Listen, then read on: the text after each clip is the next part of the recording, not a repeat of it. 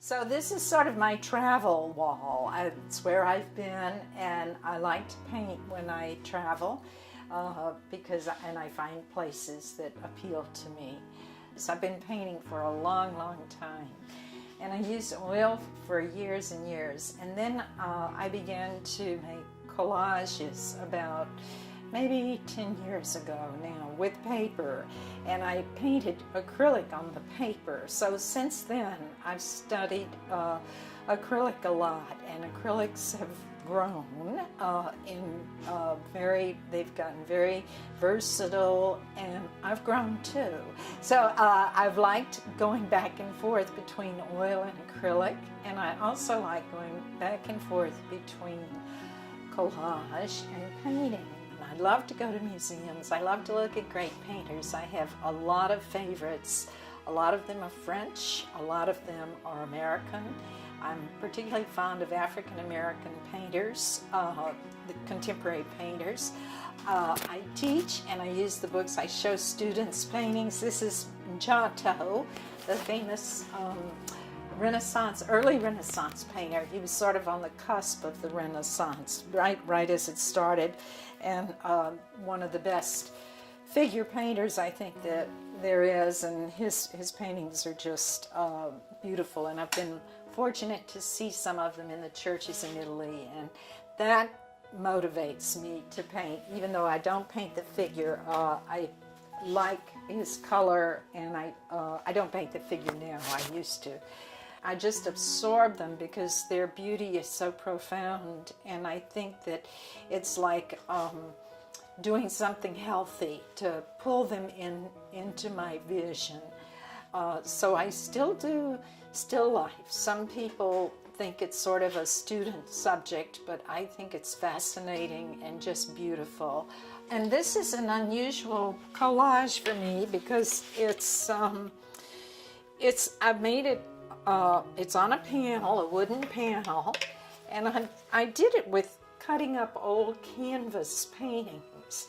Now I usually do collage with paper and then acrylic paint, and I paint every square inch of the collage. I don't leave any of it unpainted, even if the color of the paper is right. I paint it to protect it from the sun. So this is all old canvases that I wasn't happy with, and I cut out parts of them to transform one thing into another thing. So it became this still life that this orange chair here was incorporated into, and I say it became, let me change that to it is becoming this still life, because it is very much in progress.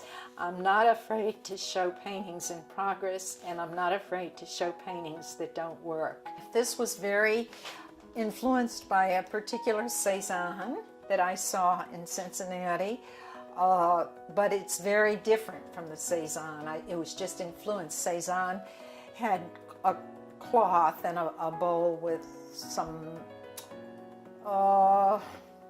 pattern on it and some fruit. It wasn't this fruit, but I went from there and spent a lot of time going back and forth between Cézanne and me. And then these are magnolias. Magnolias bloom where I'm from in the south, and I paint them because they were my father's favorite flower, and so I paint them almost always in memory of him. This is a recent collage. This was done in this studio here. It's on a small 8x10 panel, and it started out as a still life I set up right next to it, right here on this table, with a painting of the river behind it, and things just completely transformed as I did the collage, so that it became something else entirely. And that is one of the most exciting things that happens for me in painting. And people sometimes say, oh, do you do abstract painting? And I say sometimes the painting makes itself abstract, but there was definitely, I did definitely start out with objects there. And the title of this painting is Last Zinnias, and it was zinnias from the last part of the summer, which had turned into fall by that time, and they remained on this table till they were all brown and crisp. But I left the original color in, and other things became things that were abstract in the collage. So it built and developed itself. My paintings usually now take a long time to become. They are not quick. They develop over time. So fulfilling. I still teach at Middlesex. I teach Painting 1 and Painting 2, and I teach on days when there are very few other classes. I teach Friday morning and Saturday morning. So the students who are there, I give them a lot of credit for coming on 2 mornings that they could probably be doing a lot of other things. So I'm thrilled to have them there. The Saturday morning class is lots of fun, and it reminds me of taking art lessons when I was a young girl on Saturdays. I studied here in the Boston area at Boston University, and I studied before that in my hometown of Baton Rouge at LSU, Louisiana State University. I studied painting there, and I studied painting and studio teaching at Boston University. So I still take workshops. I took one very recently, and I continue to take them.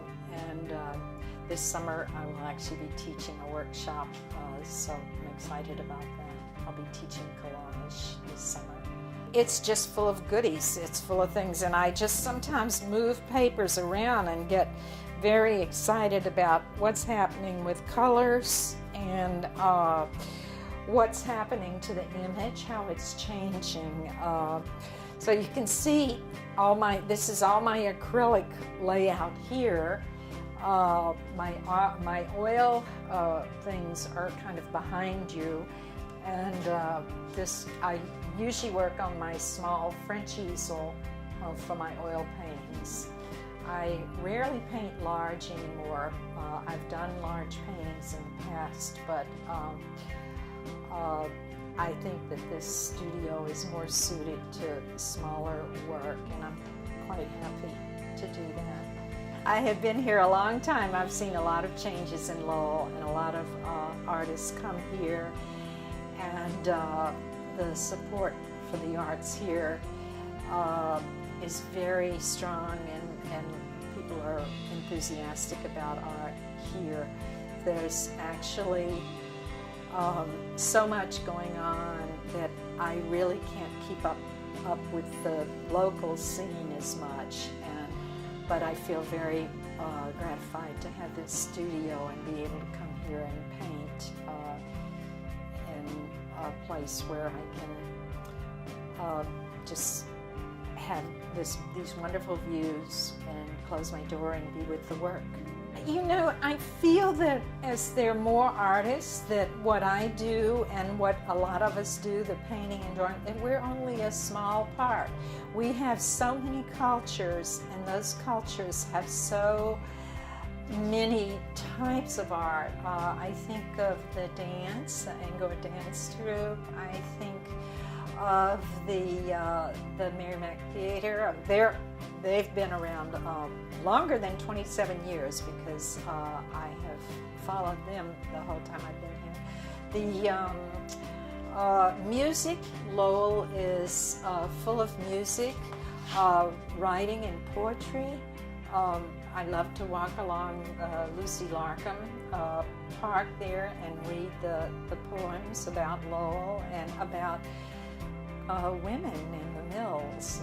That's very exciting. So I think that it's very rich in that way. It's very rich. I am from Louisiana. I spent a lot of time in New Orleans, and New Orleans, when I was down there, when I was growing up, didn't have quite as high profile in its museums and as it does now, but it always had this very rich culture with Mardi Gras and music. So I think Lowell is like that. It has a very broad and inclusive art scene with many types of art and many ways of thinking about art. So I think I love the support that we get for all of it. These drawings that are on the wall here, I did in France. And I was there for a month-long residency down in the southwestern part of France. We were on the Garonne River, and we were right near a beautiful bridge that just captured my imagination. I just loved looking at it all the time. And when I wasn't up in my studio doing collages, I would sit down at the river and draw the bridge. So I did quite a few drawings of the bridge